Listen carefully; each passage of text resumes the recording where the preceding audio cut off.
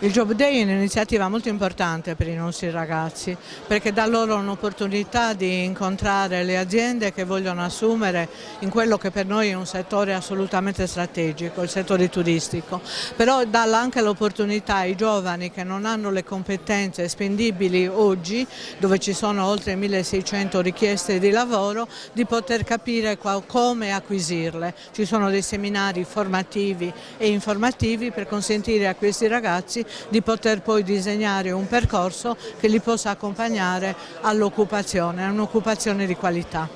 Il Job Day è una grande opportunità per chi cerca lavoro e cerca di capire qual è la sua possibilità di inserirsi nel mondo lavorativo del turismo.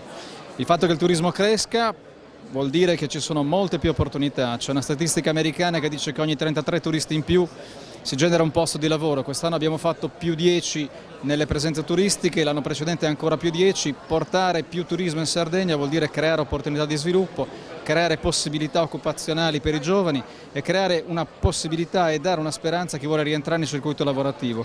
L'iniziativa di oggi è un'iniziativa straordinariamente importante per fare capire che ci sono davvero delle possibilità concrete per chi vuole impegnarsi nel turismo e che investire nel turismo vuol dire investire in benessere sociale e in opportunità lavorative.